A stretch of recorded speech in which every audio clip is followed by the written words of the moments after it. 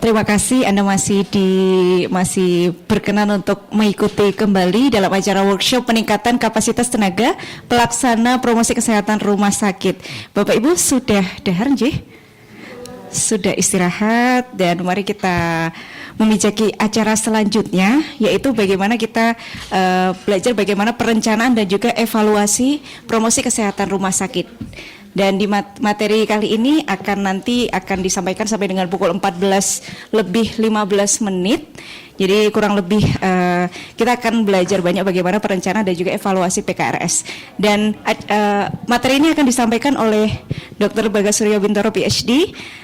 Beliau merupakan dosen di Departemen Perilaku Kesehatan, Lingkungan dan Kedokteran Sosial FKKMK UGM. Beliau menyelesaikan studi sarjananya di Kedokteran Universitas Gadjah Mada dan menuntaskan S3-nya di Kedokteran Komunitas Taipei Medical University. Dr. Bagas merupakan tim peneliti di Pusat Perilaku dan Promosi Kesehatan FKKMK UGM, merupakan tim Radio Indonesia Sehat FKKMK UGM, dan juga tim Health Promoting University FKKMK UGM. Baik, kita sambut Dr. Bagas, silahkan. Muka-muka yang teler ya, karena kenyang. Padahal udah dipesenin pecel sama Bu Iva ini, tapi tetap aja mungkin pecelnya dianggap sebagai lalap ya. Jadi makan nasi sama ayamnya dulu habis. Kalau misalnya sempat ya makan pecelnya. Ya, selamat siang Bapak dan Ibu. Saya Bagas.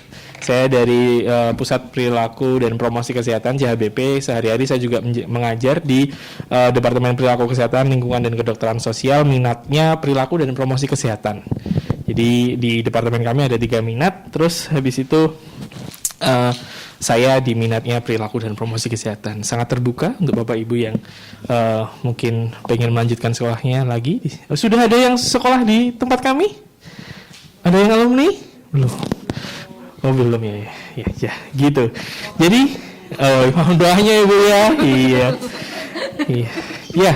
Mungkin ini buat icip-icip dulu. Jadi nanti kalau belajar di sana tuh gimana sih gitu. Slide-nya tuh warnanya apa gitu ya. Nanti kita lihat ini gitu. Slide-nya tuh kayak gimana. Nah, ini seperti ini. Jadi slide-nya warnanya biru dan kuning terus udah gitu. Enggak ya. Jadi kita akan ngomongin promosi kesehatan di rumah sakit gitu. Terus judulnya generik banget. Maksudnya tidak menyebutkan perencanaan dan evaluasi, tapi memang akan seperti itu. Jadi kita akan ngomongin tentang promosi dan promosi kesehatan di rumah sakit. Saya ingat banget, saya dulu pernah ujian mau jadi dosen. Ya, jadi ada teaching gini, kita di depannya prof-prof gitu yang akan menjadi user kami. Kita harus menjelaskan sesuatu dalam 2 menit. Saya mengambil ini, promosi kesehatan di rumah sakit.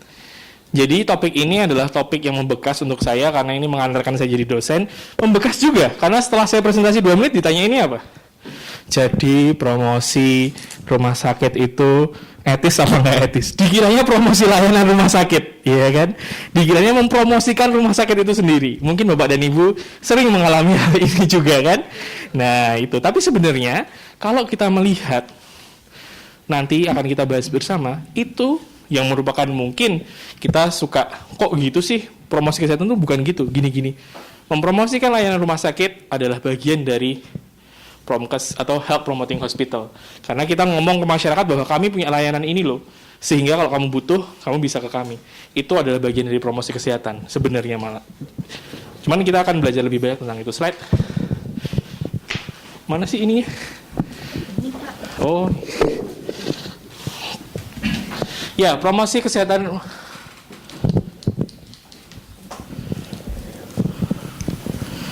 Oh, belum on, pantesan. Nggak punya di rumah. Ya, promosi kesehatan di rumah sakit adalah mengarahkan model atau health promoting hospital. Jadi itu tuh ada geng gitu. Gengnya rumah sakit yang menasbihkan diri sebagai health promoting hospital. Beliau bilang bahwa promosi kesehatan di rumah sakit adalah mengarahkan model tata kelola, struktur, proses, dan budaya untuk mengoptimalisasikan peningkatan kesehatan pasien. Jadi ini yang jadi core bisnisnya atau core semangatnya dari Health Promoting Hospital. Tapi pertama, untuk siapa sih peningkatan kesehatan itu? Pertama, bisnisnya rumah sakit memang kuratif, berarti untuk pasien. Lalu siapa yang setelah pasiennya sehat, terus siapa yang harus sehat? Staf dulu. Staf dan pasien. Karena kan isinya rumah sakit itu dua itu. Pasien sebagai core bisnis, lalu staf. Dan populasi, baru populasi. Jadi boleh nggak ngobrol ke masyarakat? Boleh. Tapi apakah harus? Harus. Tapi kapan? Ya kalau yang dua itu udah terpenuhi. Kalau belum ya jangan gitu. Atau mungkin fokusnya yang dua itu di ini dulu. Pendekatan sistem HPH atau Health Promoting Hospital menghasilkan tindakan yang menyatukan beberapa gerakan reformasi kesehatan, misalnya hak pasien atau konsumen. Apa sih hak pasien dan konsumen? Ya dia hidup sehat toh, dapat informasi yang layak, dapat informasi yang komplit. Tidak hanya cuma dapat nih obatnya, udah ada etiketnya kok di situ. Itu kan tidak memberikan hak untuk mendapat informasi yang komplit. Dah besok ini aja nunggunya memang tetap di sini, kursinya nggak enak. Datang ke rumah sakit malah boyoan gitu. Itu kan tidak memberikan haknya sebagai pasien di rumah sakit yang harusnya sehat, jadi nggak malah tambah penyakitnya. Perawatan kesehatan primer, kenapa? Jadi walaupun core bisnisnya adalah kuratif, kita tetap akan harus ngomongin tentang kesehatan primer. Jadi screening, terus habis itu preventif itu harus jalan. Peningkatan kualitas. Kenapa peningkatan kualitas? Dengan kita melakukan HPH atau Health Promoting Hospital, maka diharapkan banyak hal atau indikator yang menjadi ukuran mutu itu bisa naik. Perawatan kesehatan yang ramah lingkungan atau hijau. Jadi Health Promoting Hospital tentu tadi kita ke populasi, kita nggak mau genset kita atau insinerator kita tuh bakarnya nggak benar, ya kan? Jadi kemana-mana. Maka itu akan menjadi hijau kalau Anda punya perspektif bahwa Health Promoting Hospital itu harus ada. Dan organisasi yang melek kesehatan, organisasi yang berorientasi pada kesehatan. Jadi ini melek ini kita susah banget nyarinya, padanan katanya ini artinya berorientasi pada kesehatan. Nah, sampai tahun 2020 itu ada 600 rumah sakit dari 33 negara yang ikut HPH atau Health Promoting Hospital. Saya dulu sekolahnya di Taiwan. Taiwan tuh sampai nggak kelihatan saking kecilnya negaranya, tapi ada itu titiknya ngumpul banyak di situ. Nah, itu di atasnya Filipina, atas Indonesia, Filipina, terus ada titik banyak. Nah, itu Taiwan di situ.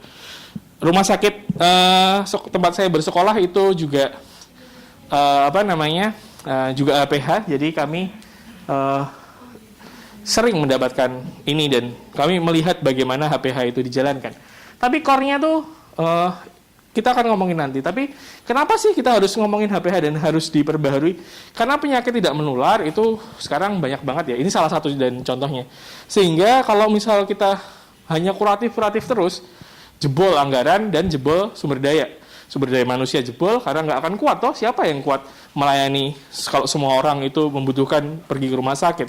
Siapa yang kuat kalau itu urusannya nanti semua orang yang sakit itu tidak terkontrol dan dia ke UGD karena gulanya melonjak terus atau turun terus, kudunan atau terlalu turun atau terlalu tinggi, itu siapa yang kuat? Sehingga tindakan promosi kesehatan harus digalakkan. Nah, ini salah satu alasan karena yang saya ambil karena ini mungkin yang paling relevan dan teman-teman sudah mengalami hal itu, tapi sebenarnya banyak yang lain. Nah, kuncinya apa? Nah, ini kuncinya adalah ini. Menunjukkan komitmen organisasi untuk Health Promoting Hospital. Ini yang mungkin teman-teman juga merasakan. Saya diceritain sama tim PKRS, kami itu ruangannya tuh gabung sama humas loh. Jadi itu terus habis itu kerjaannya tuh suruh promosiin rumah sakit gitu misalnya. Atau kami itu ngurusin IG-nya itu IG-nya malah ngomongin soal apa gitu yang lainnya. Jadi komitmen untuk organisasi untuk HPH mungkin belum banyak. Memastikan adanya akses pada layanan. Jadi memastikan bahwa layanan Anda promoting itu yang mempromosikan kesehatan, entah itu soal screening, entah itu soal perawatan yang lebih baik, itu tersedia untuk masyarakat, termasuk mempromosikan rumah sakitnya. Meningkatkan perawatan kesehatan yang berpusat pada individu dan keterlibatan pengguna. Bagaimana orang itu bisa memastikan dia memilih, saya mau dioperasi, saya nggak mau dioperasi. Tapi memilihnya itu dengan informasi yang cukup. Bukan tiba-tiba datang dikasih tanda tangan nih besok operasi, tapi dia nggak tahu kenapa. Karena kenapa? Karena kalau dia bisa memilih dengan cukup, maka dia sudah tahu dalam obrolan itu pasti ada nanti kalau enggak kenapa, kalau iya kenapa, maka dia bisa memutuskan kesehatan dia di tangan dia sendiri. Menciptakan tempat kerja dan lingkungan yang sehat, Bapak Ibu, staf rumah sakit itu banyak sekali kan, mulai dari depan kita diseberangin kadang-kadang, jadi satpamnya tuh bahkan tidak hanya di gedung, tapi nyebrangin itu aja sudah ada satpamnya, sampai nanti kita keluar lagi, itu juga sudah ada, dan sepanjang kita berjalan itu semuanya staf. Bayangkan kalau itu semua tidak diopeni kesehatannya, maka akan sangat banyak orang yang terjebak pada kesehatan yang buruk. Apa sih hazardnya? Banyak sekali ya kalau di rumah sakit, mulai dari penyakit menularnya, kalau misalnya labnya atau kalau pakai masker nggak benar, radiasi, kalau bangunannya nggak standar, nggak ada ininya, walaupun sudah ada ini. Terus makanannya nggak sehat, kalau setiap hari mau makan di kantin adanya menunya itu aja gitu, nggak selera makan. Terus kalau jaga malam snacknya Indomie sama telur, saya masih ngalamin tuh dulu. Jadi perawat saya tuh, kalau saya koas tuh, snacknya jaga malam tuh Indomie sama telur, dikasih mentahan gitu, setiap bangsal ada kompornya. Ngalamin nggak? Iya, gitu kan. Nah, gimana orang mau sehat gitu, terus diminta memberi untuk layanan prima. Iya kan? Aneh sekali, itu kayak, udah ngasih Indomie sama telur doang, minta layanan prima, ya kan? Nah, misalnya seperti itu, bagaimana sih mewujudkan yang sehat gitu? Mempromosikan kesehatan pada masyarakat luas. Itu nanti, jadi ini core-nya. Pertama adalah penunjukan komitmen organisasi untuk health promoting hospital. Pertama, kita perlu kepemimpinan yang baik, kepemimpinan yang tahu bahwa ini adalah suatu hal yang penting. Sehingga kepemimpinan itu akan melanjutkan kebijakan-kebijakan yang pro dengan health promoting hospital.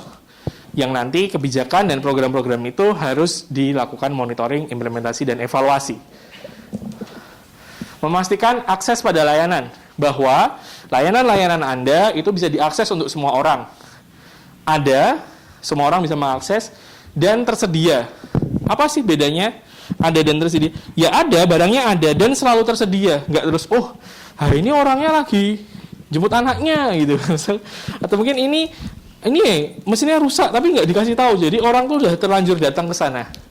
Informasi dan akses, maka kita perlu ngasih tahu kalau misalnya itu belum tersedia atau mungkin lagi ada gangguan, itu adalah HPH, jadi jangan khawatir kalau misal diminta untuk bikin program, ngasih tahu itu tuh sama.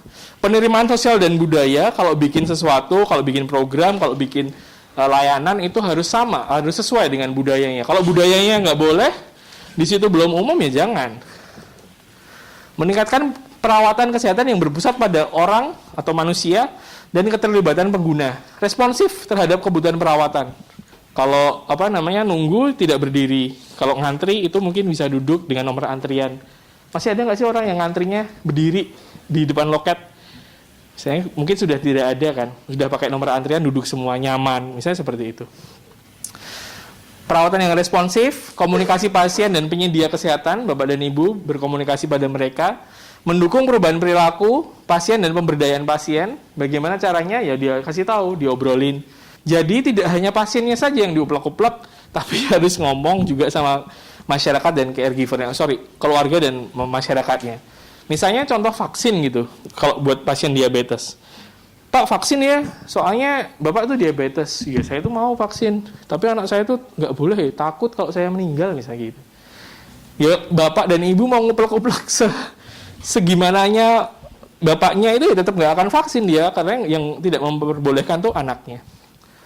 Berkolaborasi dengan penyedia perawatan, artinya penyedia perawatan itu adalah tidak hanya selalu kita. Mungkin kita memiliki unit home care, mungkin kita memiliki unit di luar rumah sakit yang juga bisa menyediakan perawatan-perawatan di rumah atau di tempat pasien. Nah ini yang kita omongin tadi, yang ngomongin tentang Indomie goreng telur ya. Kebutuhan kesehatan staf dan keterlibatannya untuk promosi kesehatan. Ini harus kita ketahui bersama bahwa staf itu kan ya manusia. Jadi mereka adalah kita juga sebagai staf adalah bagian dari sistem di rumah sakit yang menyediakan layanan, sehingga kebutuhan kita itu harus diakomodasi. Apa sih kebutuhan kesehatan staf? Tidak melulu cuman screening atau masker gitu ya, tapi yang lain, kesehatan mental, makanya ada piknik mungkin. Tapi pikniknya kalau ngajak keluarga nombok ya sama aja, nggak sehat ya. Iya kan? Iya nggak? Iya kan? Jadi ya kan pusing juga itu Aduh, anaknya seneng, dompetnya nggak seneng, bisa kayak gitu. Nah itu perlu dipikirkan ya. Itu adalah bagian dari health promoting hospital loh itu. Ya, maksudnya saat Anda mengusulkan piknik dan membawa keluarga, jangan khawatir atau jangan berkecil hati bahwa kamu ngapain sih? Bukannya kamu promkes PKRS kok ngomong-ngomong kayak gitu. Wah, harus ada itu alasannya. Kesehatan mental itu penting. Soalnya karena apa? Soalnya kita tuh bekerjanya tuh ini, dan kita ngomong sama orang kan. Staff itu kan berurusannya sama orang. Apalagi kalau dia adalah yang menerima komplain. Itu kan bagaimana mentalnya sangat terganggu toh.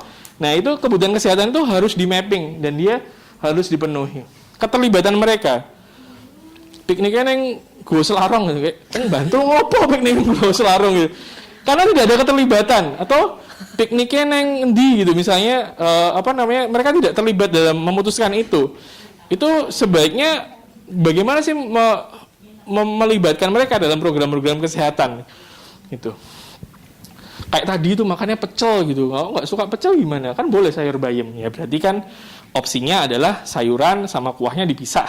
Mau bayam atau mau dikuahin atau disambelin gitu kan. Itu kan simpel kan sebenarnya.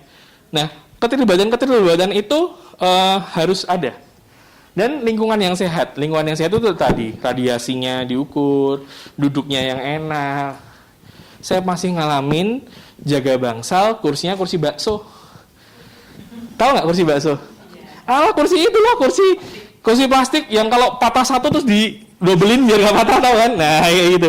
Bagaimana orang bisa diharapkan bekerja 8 jam duduk di kursi kayak gitu? Saya makan bakso 10 menit aja panas pantat saya. Iya kan? Nah, itu lingkungan kerja yang sehat itu tidak melulu yang HEPA filter, tidak melulu yang harus daki-daki gitu. Urusin dulu lah kursimu itu.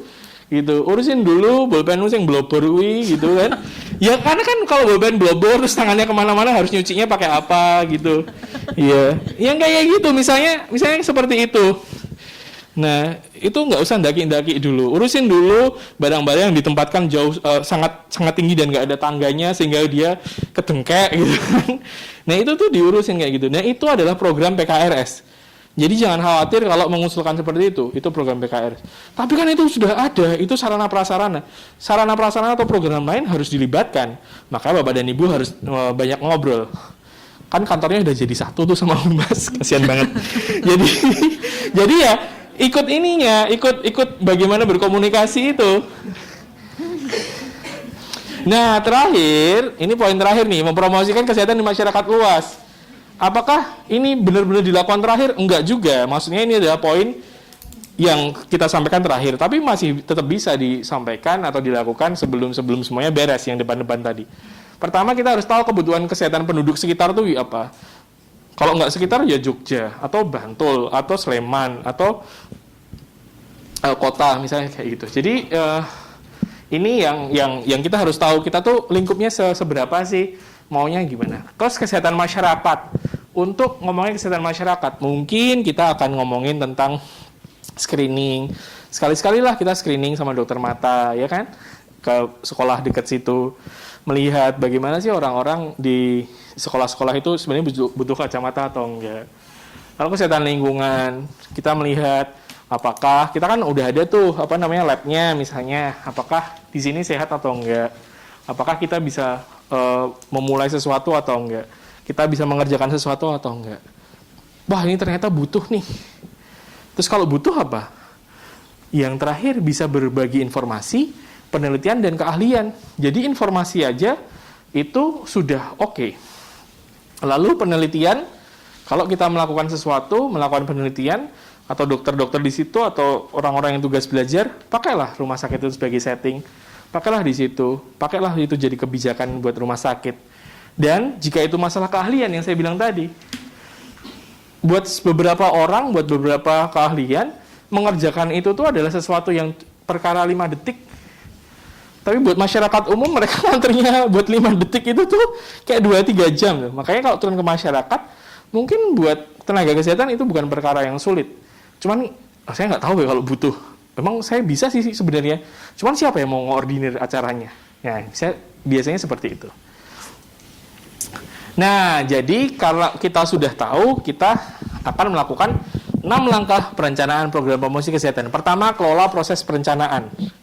Kita harus tahu rencananya siapa saja. Jadi, rencana dan pemangku kepentingannya siapa aja. Jadi, harus selalu dilibatkan. Rencanakan untuk melibatkan pemangku kepentingan. Jadi, kalau bikin program tuh, harus tahu siapa yang akan terlibat. Aku mau bikin tentang cuci tangan nih. Cuci tangan tuh kira-kira apa ya? Cuci tangan tuh harus ada orang komunikasi, karena dia akan bikin jingle tentang cuci tangan. Tapi itu juga, kenapa sih orang harus cuci tangan? Berarti harus ada dokter SPMK-nya, mikrobiologi klinik. Nah, kalau nggak ada, ya ketua PPI-nya. Tapi ini semua nanti butuh duit. Duitnya minta sama keuangan. Berarti keuangannya harus tahu. Itu kenapa? Kadang-kadang tuh kayak gitu tuh masalah yang radijak. Jadi, hah? Ini opo? Tiba-tiba ada proposalnya nggak tahu. Jadi mereka reluctant untuk tanda tangan. Siapapun, bukan masalah keuangan. Biasanya keuangan, tapi sebenarnya siapapun kalau tidak diajak dari awal, kadang-kadang mereka kayak ditodong gitu loh, merasa lebih galak. Ini kok opo sih? Kok aku nggak ngerti? Kok tiba-tiba datang gitu? Kadang-kadang tuh seperti itu. Nah, terus tetapkan jadwal yang jelas untuk rencana kerja. Jadi kira-kira ini kapan? Mau sampai kapan? Berapa kali? Butuhnya berapa duit? Butuhnya 10 juta. Terus gelondongan, ya nggak bakal di ACC, gelondongan. Harusnya ada materialnya apa aja, butuhnya berapa, itu buat bayar apa aja, sumber dayanya siapa aja, yang jelas. Pertimbangan data yang diperlukan untuk setiap langkah, serta waktu untuk pengumpulan dan interpretasi data. Kenapa ini ada setiap langkah? Emang langkahnya apa aja? Melibatkan pemangku kepentingan. Itu kan ya nggak boleh kayak, wah aku mau ngajak ketua PPI-nya, besok ketemu sama dia, atau ntar aku tak ke PPI gitu. Mungkin itu bisa dilakukan buat sebagian orang, tapi sebagian besar tidak bisa melakukan itu. Jadi harus audiensi. Aku mau dalam seminggu ini aku mau ketemu ini. Aku harus ketemu ini karena, dan aku harus ngitung ini. Jadi jadwalnya yang bagus. Datanya apa aja? Kalau mau ketemu sama ketua PPI, berarti kita ngomongin tentang PPI-nya kemarin ini ya Bu ya, ternyata tinggi ya di sini ya. Terus cuci tangan tuh kalau kita lihat ya di CCTV tuh saya udah ngeliatin dalam sejam tuh stasiun cuci tangan tuh cuman di ini tuh Bu dilewatin terus tuh ada 100 orang yang lewatin, yang berhenti cuci tangan paling cuma 5 sebelum masuk. Ya itu kan data kan. Bagaimana untuk mengajak orang percaya sama data itu? Ini Ibu lihat aja CCTV-nya, misal seperti itu. Dan proses pengambilan keputusan yang jelas. Apa sih proses pengambilan keputusan yang jelas dalam perencanaan? Kalau misalnya ini siapa yang akan ACC? Siapa yang memutuskan untuk konsul ke siapa? Itu harus dilakukan. Penilaian situasi, udah jelas. Pokoknya mau bikin tentang cuci tangan.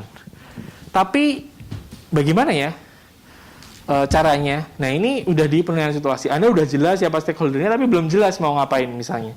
Saya mau bikinnya sekarang tuh pakainya TikTok misal minatnya. Lalu videonya yang pendek-pendek. Lalu orang-orang itu kayaknya kalau di rumah sakit itu lebih ke HP-nya sendiri daripada ke ke TV. Karena masih ada tuh TV gede-gede banget yang di ruang tunggu tuh. Terus kalau misal itu TikTok lebih oke juga. Soalnya nanti orang yang nunggu itu bisa. Terus saya ngasih taunya gampang, cuma tinggal pakai QR aja. Nanti disuruh scan QR aja. Misal seperti itu. Dan semua hal yang mempengaruhi implementasi. Nah, bagaimana untuk melakukan itu? Ya sama aja. Tadi kita harus ngumpulin data. Jadi kita udah tahu temanya, lalu kita lebih mau refine lagi sebenarnya kita tuh maunya pakai yang mana sih, pakai apa sih. Terus habis itu udah semuanya, udah punya datanya semuanya, lalu kita tentukan sebenarnya kita tadi mau tentang PPI, itu tentang cuci tangan tuh goalnya apa? Apakah goalnya hanya meningkatkan pengetahuan?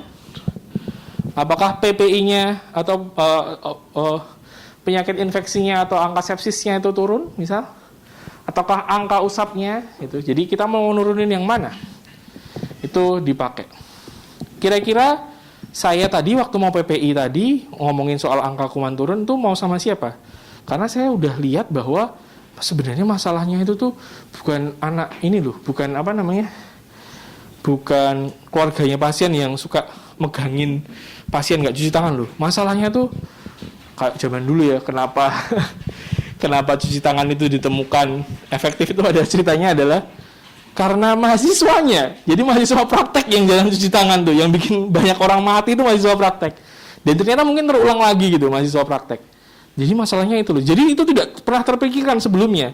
Karena Anda tidak pernah lihat CCTV, karena itu tiba-tiba harus bikin program, Anda bingung cari datanya di mana, lihat CCTV, ternyata Anda melihat, oke, memang dari 100 orang itu yang ambil sanitizer sebelum masuk ruangan itu cuman segini, dan itu kalau di breakdown ternyata yang paling sering nggak ngambil itu mahasiswa praktek, entah siapapun, entah koas, entah residen, entah mahasiswa perawat atau profesi yang lain gitu. Misalnya loh, ini saya yang masih mahasiswa jangan tersinggung ya, misalnya. Nah itu kayak gitu. Dan nanti pada akhirnya kita akan tahu kita tuh maunya apa. Terus strateginya gimana? Strateginya oke, tadi kita udah tahu sebenarnya akhirnya kita mau pakai TikTok kan, karena dari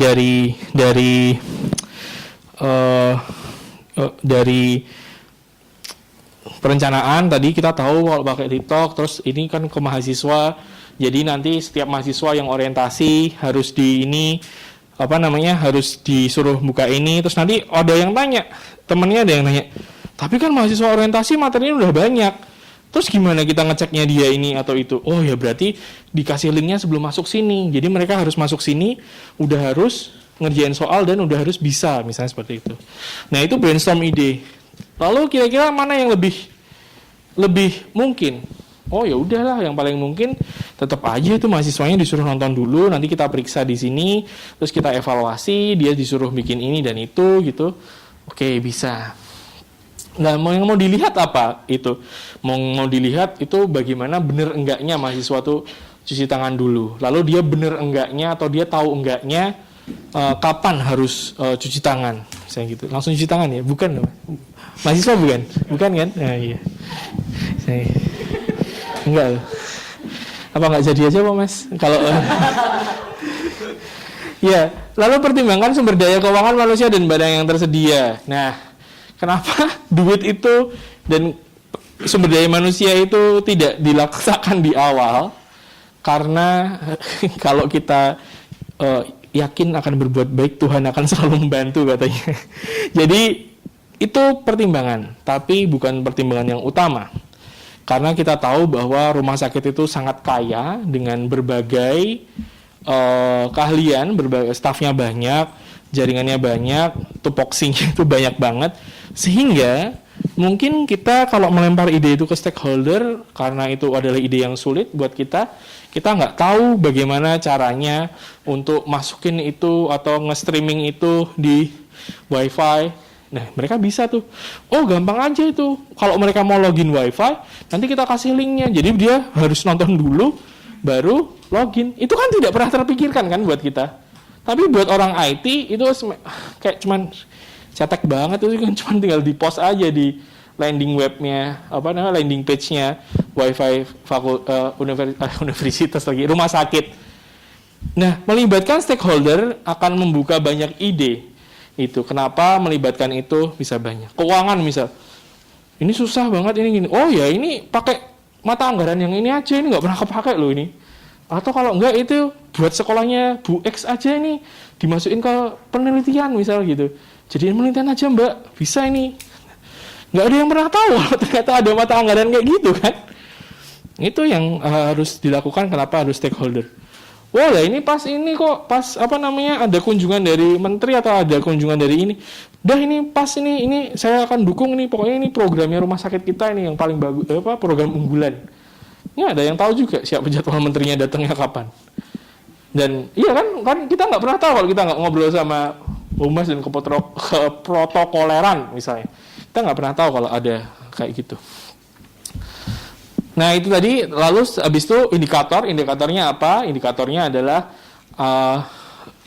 pengetahuan studennya naik, pengetahuan mahasiswanya naik. Terus habis itu pengetahuan tentang cuci tangan naik, jumlah student atau yang melakukan cuci tangan itu juga naik, niatnya gimana, angka PPI-nya turun. Nah, gitu. Jadi gitu. Udah selesai, maka udah ada barangnya, kita lihat lagi dari atas. Apakah ada kegiatan yang redundant atau berulang? Apakah ada kegiatan yang sepertinya sulit dilakukan? Apakah ada kegiatan yang mahal banget dan nggak bisa? Nah, kita akan melihat apakah tadi kita bilang bahwa kelupaan di atas belum menentukan modelnya mau siapa yang mau cuci tangan itu. Apakah kira-kira kalau Pak Direktur yang cuci tangan terus ditonton mahasiswa itu masih menarik atau enggak? Atau Pak Direkturnya cuma menekankan? Atau bagaimana? Nah, itu strateginya harus dilihat. Nah, ini adalah referensinya. Sudah selesai, tapi saya akan menjelaskan satu tools yang akan kita pakai bersama.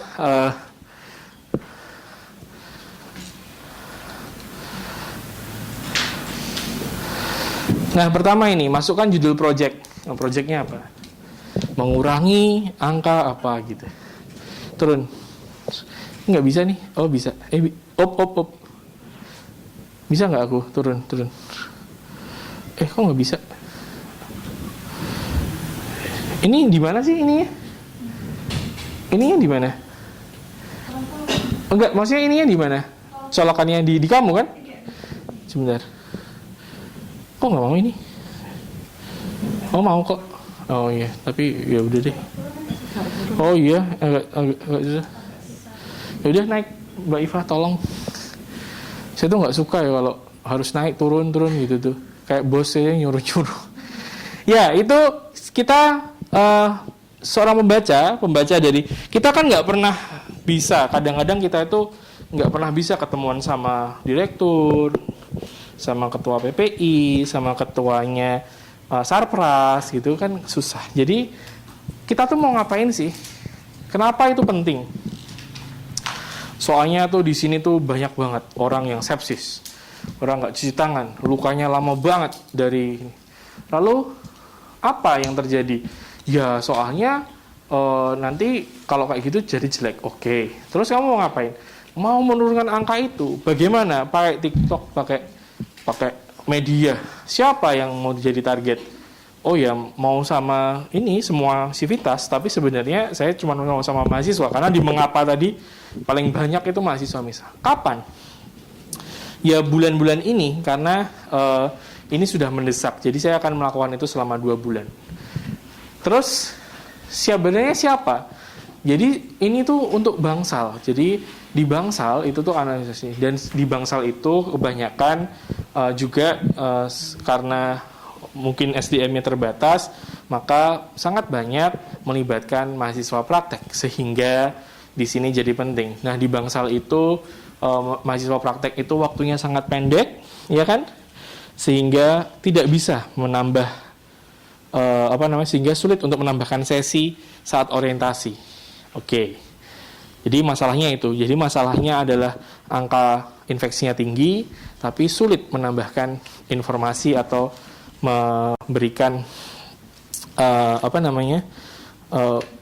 intervensi kepada yang di Bangsal. Dan kalau misal mereka punya waktu luang, mereka tuh sangat banyak orang itu akan memilih untuk di media sosial misalnya gitu. Oke. Terus habis itu masalahnya apa ya? Masalahnya itu tadi. Masalahnya adalah masalah tentang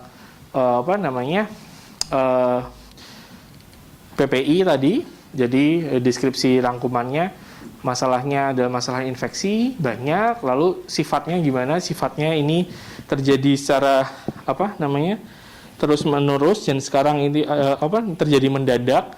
Mungkin karena orang udah capek ya disuruh cuci tangan gitu, karena sekarang udah COVID, udah lupa tingkat keparahannya gimana, skala masalahnya gimana. Ya ini masalah banget karena ini salah satu indikator mutu pelayanan kesehatan. Distribusi masalahnya gimana? Ya ini terjadi di semua Bangsal, di semuanya, di semua pelayanan kayak gini. Oke. Nah, saya kira-kira mau melakukan intervensinya di Bangsal. Di Bangsal itu ada siapa aja? Ada kepala ruang, ada siapa aja. Dan ini soal cuci tangan. Cuci tangan berarti juga melibatkan Sarpras. Zaman dulu awal-awal pandemi pada dicolongin tuh sanitizer tuh pada di refill buat nge-refill sendiri, inget nggak sih? Terus nah misalnya kayak gitu nih, mungkin salpasnya jadi malas, ngapain saya isi terus, orang itu dicolongin gitu, padahal baru mergokin sekali gitu. Bapak memang lihat berapa kali gitu? Oh ya saya lihat baru sekali aja, saya malas, udah padahal saya nyolongnya 10 kali Pak, udah nih gitu. Enggak ya, jangan ya. Jadi kayak gitu. Jadi siapa sih pemangku kepentingannya? Tulis saja siapa. Terus kenapa mereka jadi penting? Kira-kira Anda bisa nggak ngakses mereka? Oh nggak bisa. Mereka penting, tapi nggak bisa. Yang harus ngakses siapa? Kalau misal nggak bisa diakses, harus naiknya ke siapa? Saya tuh susah banget ya ketemu sama direktur. Direktur tuh kayak nggak terjamah gitu. Ya udah naik aja dulu ke siapa yang bisa ngomong sama Pak Direktur. Misalnya kayak gitu. Turun lagi. Ini determinannya itu juga sama ya kayak tadi. Masalahnya tadi orang tuh malas, orang mungkin nggak tahu siapa yang harus cuci tangan. Mereka nggak punya waktu, mereka nggak tahu, mereka kalau dikasih bosan, kalau di orientasi yang panjang-panjang gitu. Next.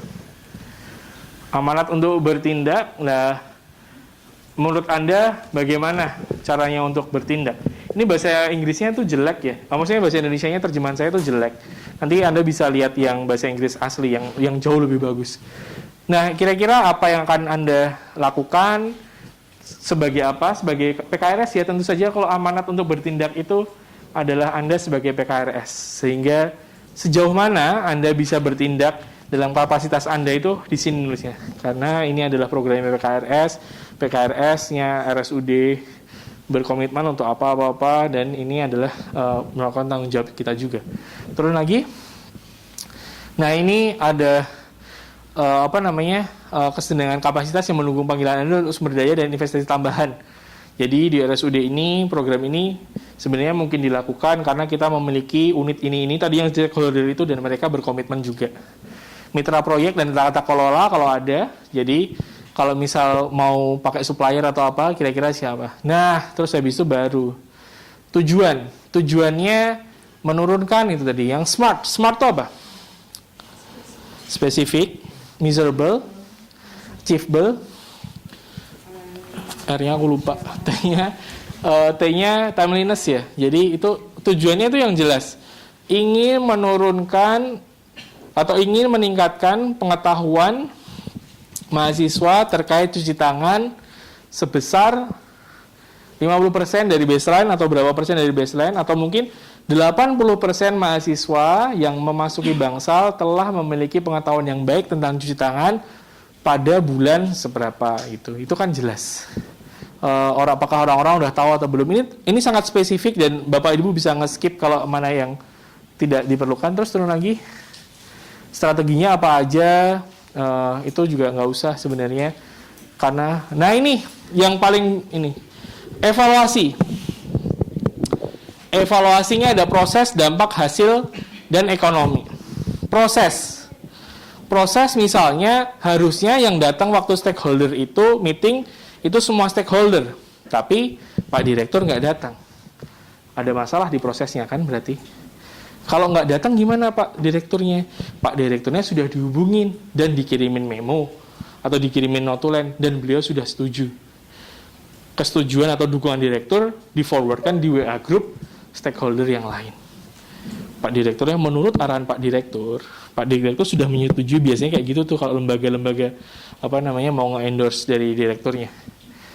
Terus dampaknya gimana? Dampaknya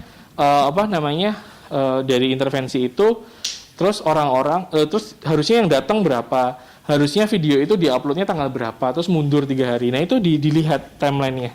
Lalu dampaknya gimana? Dampak tuh yang langsung ya. Jadi pengetahuan mahasiswa naik, berapa persen mahasiswa udah nonton, terus berapa yang naik. Hasilnya apa? Hasilnya berapa mahasiswa melakukan dengan benar. Lalu angka infeksinya menurun. Kapasitas, kalau misalnya Anda mengembangkan sesuatu dan kemudian rumah sakit Anda punya kapasitas yang lebih, misalnya ada pengembangan kapasitas, lalu evaluasi ekonomi. Jadi Anda menghemat berapa sih di sini? Menurut laporan dari, biasanya orang seneng ya sama evaluasi ekonomi, apalagi kalau itu proven efektif. Anda menghemat berapa?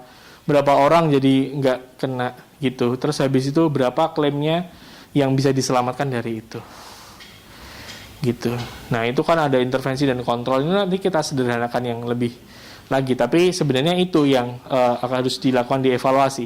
Kita harus mengevaluasi proses, dampak, hasil, dan evaluasi ekonomi. Evaluasi ekonomi ini biasanya sih cuma 3, proses, dampak, dan hasil. Tapi siapa sih yang nggak suka hitung-hitungan? Apalagi kalau duit, ngelihat hitung-hitungannya aja tuh suka gitu loh. Apalagi kalau dapat duitnya ya kan. Orang kita ngitungnya aja tuh efektivitasnya tuh gampang dibandingkan. Tuh, jadi apalagi kalau misalnya itu bisa diutarakan juga. Turun lagi. Nah ini.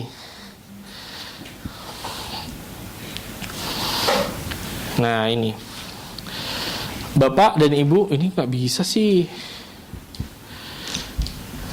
Ini banyak banget ya. Coba naik lagi. Nah ini yang evaluasi. Dari tahap formatif atau dari awal itu Anda mau metode apa? Saya mau melihat itu dengan, ya saya mau lihat CCTV, saya mau baca dokumen. Nah tipe datanya apa? Terus apakah dia bisa menjawab pertanyaan Anda atau enggak dalam tahap formatif itu? Kalau misal bisa, keluarannya apa jawabannya? Dari formatif itu misalnya didapatkan masalah. Dalam proses itu bisa menjawab pertanyaan atau enggak? Apakah sesuai atau enggak? Keluarannya apa dari evaluasi proses? Dampak, hasil juga sama. Terus turun lagi. Ini ada, turun lagi Mbak. Nah ini perencanaan kegiatan. Ini harus jelas. Siapa dan bagaimana, kapan mengerjakannya. Bikin video, itu kayaknya gampang ya. Upload TikTok gitu. Gampang banget, kayaknya gampang kok itu. Tapi sebelum itu, kan harus syuting. Sebelum syuting harus cari pemain. Sebelum mencari pemain harus jelas. Nawarin pemain masa nggak ada skripnya? Kalau bikin skrip informasinya harus benar. Masa nggak ditanyain sama dokternya? Masa nggak ditanyain sama tenaga kesehatan yang lain? Itu kan harus di breakdown. Kalau kita udah tahu nge-breakdown itu, ngajaknya gampang. Ngajak mau ke siapa-siapa gampang. Dan kalau kita sudah tahu bahwa ada kegiatan yang tidak harus berurutan, misalnya ngajak skrip sama ngajak orang yang mau syuting, perencanaan itu kan bisa jalan bareng. Jadi skripnya ditaruh ke siapa, Anda ngomong sama orang sarpras, aku butuh ini nih, mau bikin video 2 menit. Kan apapun isinya videonya 2 menit kan. Itu kan bisa ditanyakan secara bareng. Jadi checklistnya nggak harus selalu mana sebelum mana. Yuk turun lagi. Nah ini coba naik. Nah ini projectnya. Jadi biayanya gimana? Apakah butuh staff project sementara atau enggak? Itu butuh. Ini kalau project besar butuh ya, misalnya asisten. Terus habis itu overhead perusahaan itu non tenaga kerja itu butuhnya apa aja? Butuhnya kertas, butuhnya kamera, sewa kamera dan lain-lain. Nah ini investasi oleh staff tetap adalah, saya nggak tahu apakah ini bisa atau enggak. Jadi ini adalah isu penting di mana orang-orang menganggap bahwa pekerjaannya itu sudah banyak, sehingga kalau disuruh mikir kayak ginian, ya siapa yang mau mikir? Siapa yang mau ngerjain? Nah, harus ada obrolan sebelumnya bahwa kalau saya mengerjakan ini, maka ini bagian dari pekerjaan saya. Yang mungkin itu sulit untuk diinisiasi atau diobrolin. Karena saya mau bikin video nih, mau bikin joget-joget doang gitu kan, gampang kan gitu. Padahal itu kan dipikir tuh. Nah, nanti pekerjaan yang selama ini sudah banyak, itu terus kan keteteran. Terus siapa? Padahal PKRS pekerjaannya sudah banyak. Nah, itu harus dipikirkan, deal-dealannya FTI-nya. FTI itu adalah waktu kerja. Waktu kerja kita biasanya nih 40 jam per minggu. Jadi nanti dilihat, kira-kira kalau saya ngajak sarpras yang ini, itu butuh berapa FTI-nya? Butuh 2 jam. Dia harus ngomong sama bosnya sarpras. Dia harus dikasih tahu bahwa nanti kamu akan makan sekitar 2 jam. Kami butuh waktu kalian 2 jam. Harapannya waktu itu juga akan dimasukkan kepada jam kerjanya teman-teman di bagian lain. Sehingga kita itu minta tolongnya itu tetap akan bermanfaat ke dia, paling enggak untuk tidak menambah pekerjaannya. Sekali lagi, saya nggak tahu apakah ini mungkin dilakukan, tapi sebaiknya ini dilakukan. Karena kalau enggak, orang akan reluctant atau malas bekerja sama karena bekerja sama berarti adalah nambah kerjaan. Ya, itu masalah, sangat jadi masalah. Jadi orang tidak akan mau bekerja sama. Kenapa? Karena kalau aku bekerja sama, aku akan malas. Padahal PPI kalau bekerja sama dengan PKRS, maka nanti dia sudah tidak perlu lagi melakukan aktivitas yang itu misalnya. Jadi itu harus diobrolin. Apa sih benefitnya buat dia untuk menyumbangkan 2 jam dalam seminggunya dia di sini di project ini? Nah gitu. Ya, turun lagi. Ini biasa-biasa, ini pembenaran itu justifikasi ya, bukan pembenaran. Jadi kenapa perlu duit ini? Kenapa tidak bisa pakai duit anggarannya PKRS? Kenapa harus ditambah dari ini dari itu? Karena ini kurang, ini dan itu. Terus turun lagi. Nah ini jadwal, strateginya apa? Petugasnya siapa, durasinya kapan, ini apa namanya, durasinya mau kapan aja. Nah itu nanti ada ini. Terus turun lagi, itu harus diisi ya supaya kita tahu kapan harus kapan. Manajemen resiko, iya kan? Misalnya manajemen resiko harus ditulis dong. Misalnya kalau gagal gitu, resikonya gagal, tidak bisa mengajak stakeholder yang bekerja. Sama gitu, pencegahannya gimana? Pencegahannya dilibatkan dari awal. Kontingen itu kontingensi plan ya, atau apa namanya, kita mau ini, apa namanya, mau mitigasi. Kontingensi plannya gimana? Kalau misalnya resikonya itu tidak mau dikerja sama, ya kita kalau misalnya sampai itu terjadi ya, kita pakai siapa, hire staff atau macam-macam. Ya itu harus ada resikonya. Ya itu cuma untuk dipikirkan aja. Kadang-kadang ini kenapa sih? Ini detail banget, apakah semuanya harus diisi, Dok? Ya enggak, tapi kalau semuanya diisi, hidup akan lebih mudah pada akhirnya nanti. Pada awalnya memang nangis darah ngisi-ngisi kayak gini, tapi ya itu. Terus habis itu manajemen komunikasi, tadi siapa yang ini sumber intelijen itu bukan ya, itu salah. Jadi orang yang pintar yang akan jadi referensi dan ngomong, dan juga referensi yang akan dipakai. Ya turun lagi. Ya, ini kemarin sudah saya coba untuk translate, tapi karena cepet-cepetan jadi masih banyak yang kelewat.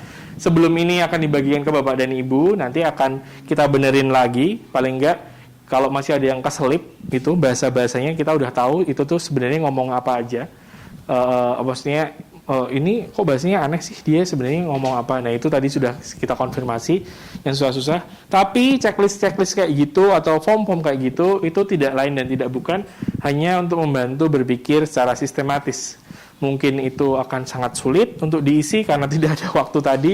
Tapi jika Anda semuanya memiliki dokumen seperti itu dalam setiap perencanaan program, maka kalau ada pertanyaan atau tidak ada waktu, itu bisa dikasih. Dan kalau ada pertanyaan, kita ragu sebenarnya kita mau ngapain, kita bisa selalu balik ke dokumen yang seperti itu. Biasanya dokumen-dokumen ini selalu diadakan untuk proyek-proyek intervensi atau proyek-proyek program kesehatan. Karena ya itu tadi, membantu berpikir. Nah, kita masih ada waktu 15 menit, Bapak dan Ibu, kalau misal mau diobrolin, kira-kira ada yang mau diobrolin? Lagi mikir ngajak ini ya, ngajak kerjasama yang nggak nambah kerjaan. Susah. Kemarin saya lagi ngobrol sama PKRS itu, saya duduk ya Bapak dan Ibu, saya ngobrol gitu ya, itu yang saya bilang tadi, bahwa dia cerita kalau di situ ruangannya masih jadi satu sama humas, kerjaannya nggak PKRS banget gitu, karena dia mahasiswa kami dulu, kayak gitu. Ada yang mau diobrolin? Ada yang mau dipusingin? Pusing banget. Iya. Ya, perencanaan program tuh bikin capek memang. Formnya banyak, yang harus dipikirin banyak. Apa-apa kok dipikirin toh, apa nggak ada masalah lain yang dipikirin sampai mikirin semuanya gitu. Ya, tapi itu sekali lagi membantu untuk berpikir lebih sistematis, dan juga kalau misal kita lagi ada masalah di kedepannya, itu kita bisa langsung balik untuk kemarin kita pengennya gini, kalau ada masalah ini kita ternyata udah mikirin solusinya gimana gitu. Sudah? Ada pertanyaan?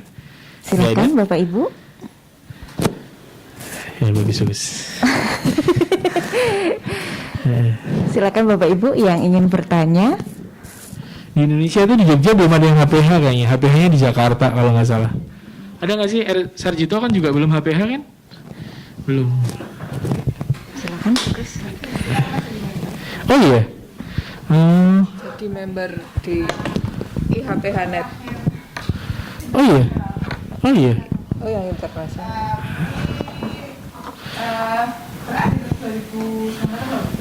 Oh. Oh. Oh iya. Iya. Oh iya. HPH. Terakhir konferensinya kayaknya iya deh. Saya pernah ketemu orang Indonesia kok. Oh sama saya sama siapa ya? Jadi banyak banget waktu di Taiwan waktu itu. Rumah sakit Samsudin, RSUD Dr. Samsudin. Oh, oh gitu ya. Iya, iya, waktu itu saya conference di Taiwan. Oh iya. Oh iya iya. Oh saya ingat kok ada orang Jogja. Saya pas sekolah itu Bu. 2017. Jadi 2017 saya datang sana, langsung ada konferensi itu, ketemu sama orang Indonesia. Mungkin Bapak dan Ibu ada yang mau berbagi masalah gitu. Ya, berbagi masalah di rumah sakit banyak, harus dengerin masalah orang lain lagi nih. Apa Ibu ya? Mumpung ketemu. Iya Bu, silakan. Kalau suruh tanya, sampai bingung mau tanya apa gitu ya. Ternyata kok PKRS ngungkuli direktur gitu ya. Direktur planningnya serumah sakit. Sementara kami ke RSD Sleman masih tim. Kemudian sasarannya dari pasien, SDM, masyarakat seputar kayak gitu. Tadi dokter sampaikan bahwa ini loh salah satu instrumen untuk menyusun perencanaan. Kayaknya jebol deh dok kalau menyusun perencanaan macam itu untuk PKRS. Nah, selama ini kalau misalnya kita pelayanan di keperawatan kayak gitu sudah ada tugas yang jelas seperti apa. Tapi kalau yang PKRS ini kayaknya makro banget.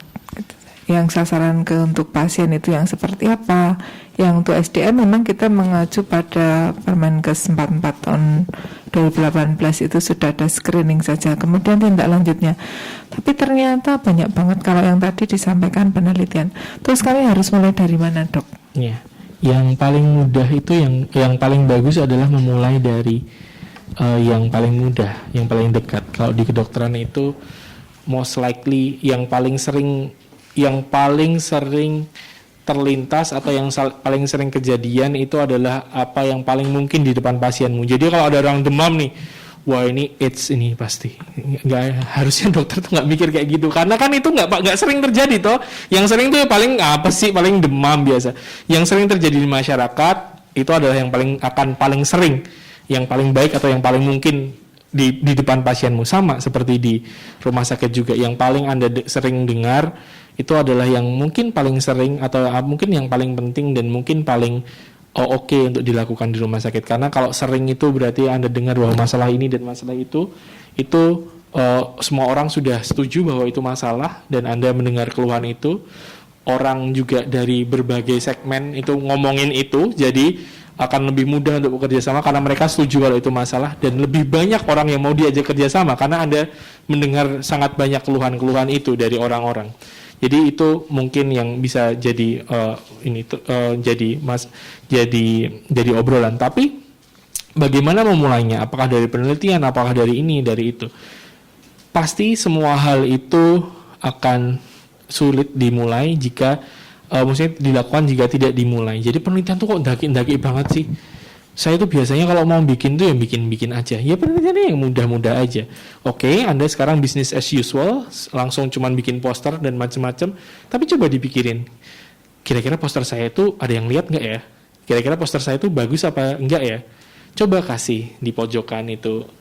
Misalnya, tolong dong kasih tahu apa sih feedback kalian untuk poster ini.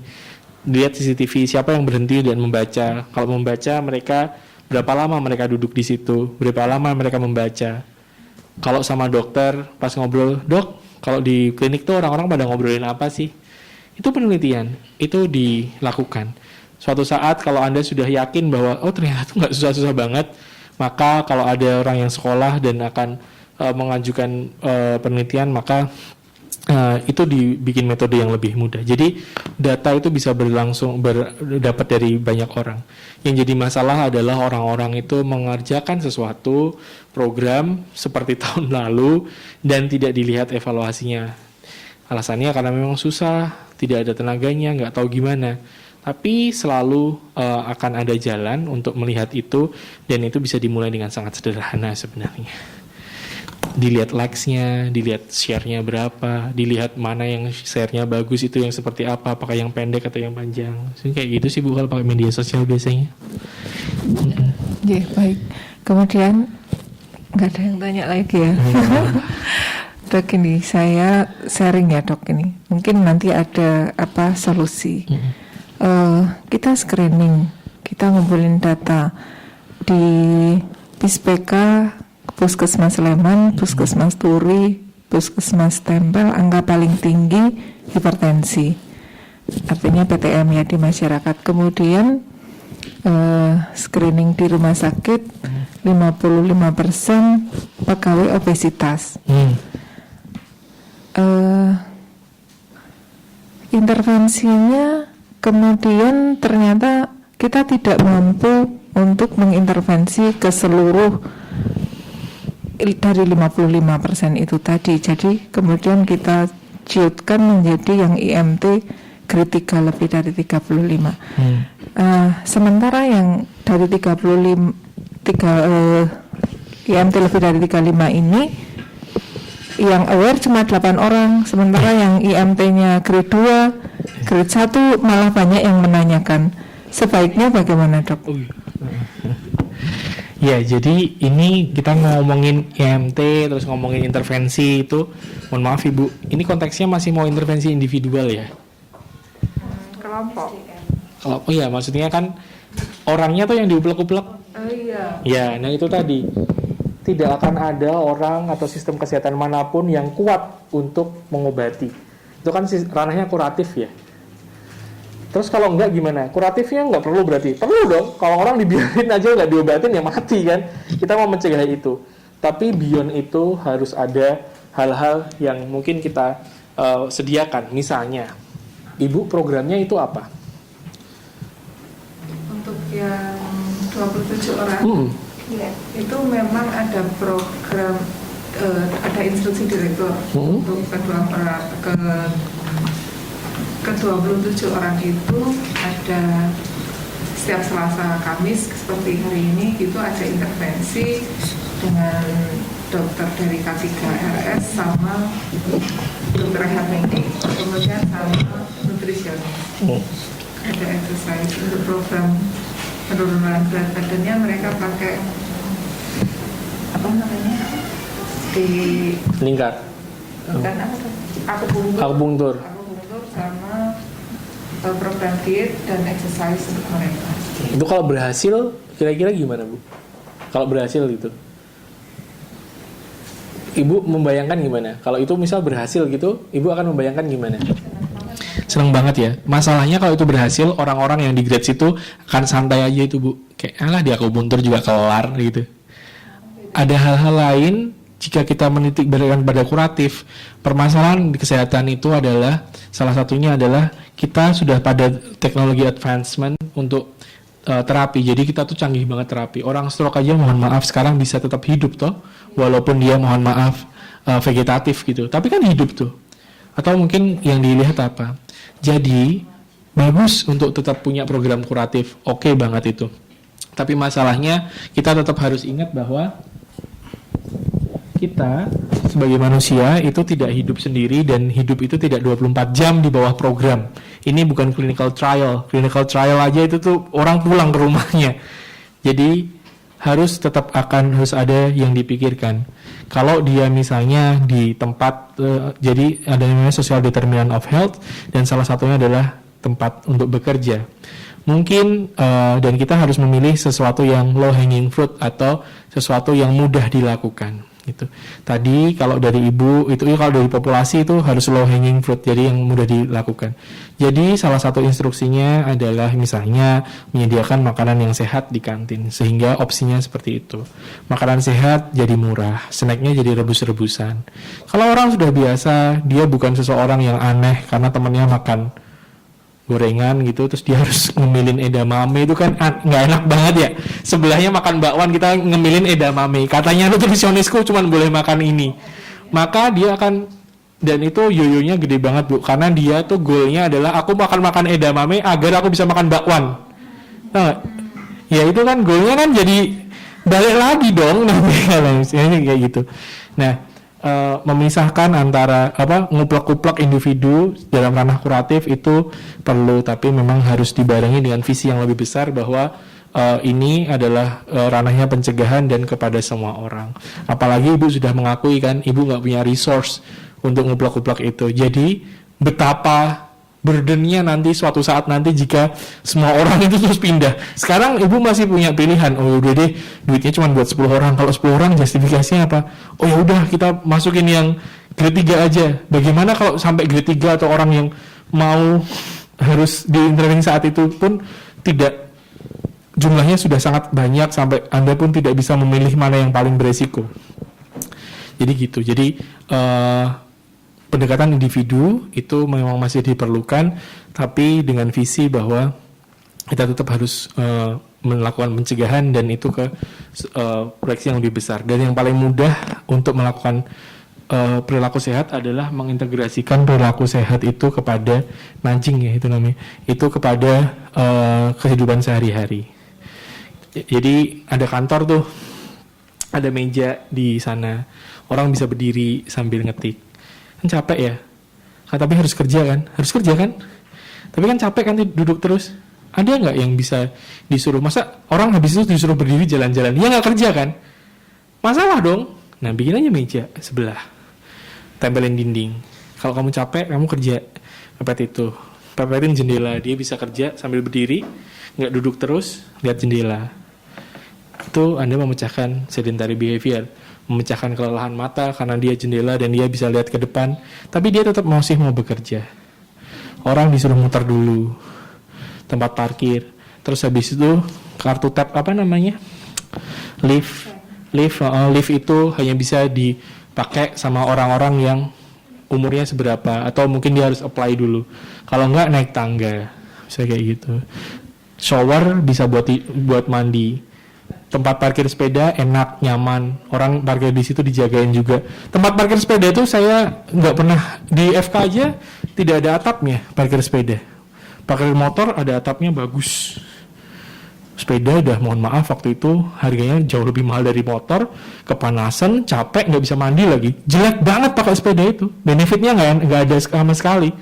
Apa benefitnya? Keren doang. Yang lain susah. Nah itu yang kayak gitu. Itu kan sarana prasarana ya, maksudnya ibu tidak wah itu kan ngungkuli direktur, iya kalau semuanya dipikir sendiri, tapi mungkin itu sudah jadi program sarana prasarana, itu mungkin bisa jadiin satu. Mungkin Anda cuma minta space kecil yang di parkiran motor, mungkin Anda punya basement yang sebenarnya itu sudah RSUD Sleman kan basement kan sebenarnya mereka, terus mungkin ngasih shower itu cuma perkara ganti keran yang itu nggak terlalu mahal, yang itu jadi yang penting tuh ada dulu. Yang penting tuh programnya ada dulu. Orang tuh serius kalau dia mau melakukan itu tuh ada barangnya. Perkara bagus atau nggak bagus, kalau orang itu udah make, dia baru tahu itu bagus atau nggak bagus, cukup atau nggak cukup. Tapi kalau misal belum ada dan belum pernah make, ya orang nggak akan bisa ngasih tahu. Gitu. Jadi ada dulu. Yang menurut ibu paling gampang apa? Oh kalau orangnya peda itu ya harusnya dia bisa mandi, ya mandi cuma kasih shower aja gitu. Ntar paling permintaannya kecil-kecil, pakai air panas dong, oh ya besok tahun depan, sekarang ini dulu ya, gantungan handuk dong atau gantungan apa, locker dong gitu. Ntar berkembang terus, tapi selama itu nggak ada, kita nggak pernah tahu butuhnya itu apa saja. Itu sih yang menurut saya yang bisa dilakukan, mulai dari yang paling kecil dan harus aim untuk ke pencegahan dan ke masyarakat, karena kuratif itu jangankan rumah sakit negara aja, tidak ada satu negara pun di dunia ini yang kuat untuk menanggung beban kesehatan jika hanya berfokus pada kuratif. sama-sama. Baik, terima kasih banyak Pak Bagas. Mungkin yang lain ada lagi, mungkin satu pertanyaan lagi dari Bapak Ibu.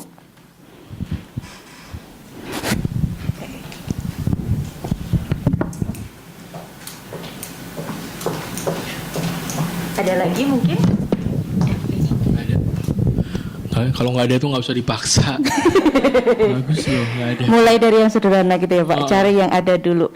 Nah, mungkin dari tadi nih Pak, dari Bapak Ibu yang menyimak materinya Pak Bagas, barangkali yang satu ada yang mungkin semangat untuk melakukan sesuatu besok, apa mungkin pulang tadi nanti sudah merenung nih besok harus melakukan apa, tapi ada juga yang kayak waduh terlalu capek, terlalu ini, mungkin ada semangat dari Pak Bagas untuk Bapak Ibu sekalian untuk memulai gitu Pak, monggo. Nggak ada, kehidupan orang dewasa emang capek Mbak. Saya baru ngobrol sama teman saya kan, dia ketemu sama dia naik motor, dia di Pontianak, terus aduh inget kamu nih dulu yang ngajarin ngopi. Saya kan selalu minum kopi dari kecil, ngopi terus ini, terus iya ya sekarang kita nggak pernah ngobrol itu, kehidupan orang dewasa tuh capek. Terus dia bilang gini, enggak, enak kok bisa minum es krim malam-malam sama bisa goreng nugget nggak pakai nasi gitu. Ya coba kalau anak kecil yang melakukan itu kan kita ngamuk-ngamuk kan. Ini orang dewasa tuh enak, tapi sebenarnya apapun resikonya, apapun pekerjaannya tetap nggak enak. Nah, satu dan lain hal yang kita bisa petik dari PKRS ini adalah promosi kesehatan seperti core-nya.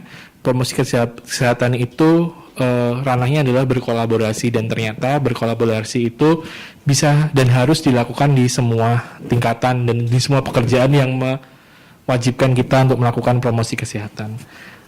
Kolaborasi bisa dilakukan, yang paling mudah adalah dengan orang-orang yang sevisi sama kita, maka banyak-banyak ngobrol. Karena jika orang itu tidak sevisi sama kita, waktunya tuh habis buat meyakinkan dia dan cuman dapat dan nggak tahu dapat atau enggak. Kalau kita sudah dapat teman atau yang bisa ngobrol dan kita tahu bahwa kita cuma 2 orang atau 3 orang, maka kerjakanlah yang bisa dikerjakan oleh 3 orang itu. Nanti good things atau hal-hal baik itu akan membesar dan berkembang dengan sendirinya. Jadi yang penting tuh aim-nya ke sana. Semua hal yang saya bicarakan tadi itu dilakukan, tapi tidak harus dalam ranah yang sangat besar atau dalam ranah yang Anda pengennya segede itu. Tapi yang penting kita pelan-pelan ke sana. Kalau kata Cak Nun, masalahnya itu tuh bukan kamu ketarik sama aliran tuh nggak masalah. Yang penting pengennya tuh nyebrang ke pinggir gitu. Jadi kita itu sekarang kecil tuh nggak masalah. Yang penting kita pengennya besok besar dan kita menuju ke sana, kita jelas pengennya apa. Jadi gitu. Jadi nggak ada masalah Bu. Yang kalau jadi satu ruangan sama humas itu, humasnya ya diajak ngobrol terus. Masa kita cuma mau ngomongin soal nanti makan siang apa ya kan? Nah kita ngomongin yang lain nih. Aku ada ide nih, kira-kira gimana nih yang mau dikolaborasiin sama humas gitu. Saya gitu. Ya, jadi kolaborasi itu sangat penting dan kolaborasi dimulai dari yang paling dekat. Dalam hal jarak, dalam hal keinginan, dalam hal pangkat, mungkin kalau itu pangkat itu sangat berpengaruh gitu. Jadi mulai dari sekarang, mulai dari yang kecil dan aim untuk yang lebih tinggi gitu Mbak Lulu. Oke, terima kasih banyak Pak Bagas atas ilmunya hari ini, dan baru tahu juga ternyata Pak Bagas mengikuti Maiyah ya Pak ya.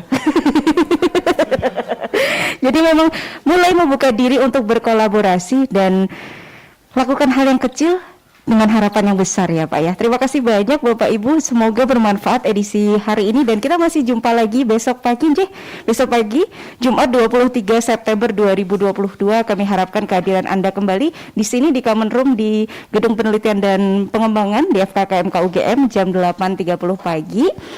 Besok kita akan ngobrolin tentang media sosial, artikel populer kesehatan, dan media audiovisual untuk promosi kesehatan. Kita akan bicara sesuatu yang menarik nih besok, nggak kalah menarik dari hari ini. Terima kasih banyak Pak Bagas atas ilmunya sudah berbagi hari ini. Bapak Ibu benar nih nggak ada yang bertanya lagi? Udah ya Pak. Udah ya Pak.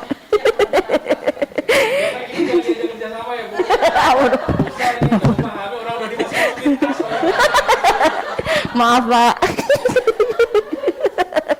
Baik, terima kasih banyak Bapak Ibu, kami mengapresiasi semangat Anda masih menjaga semangat dan juga senyum Anda sampai dengan sore hari ini. Kita jumpa lagi besok ya Bapak Ibu, dan hati-hati di jalan kalau langsung pulang, dan hati-hati juga nanti kalau langsung kembali ke rumah sakit ya.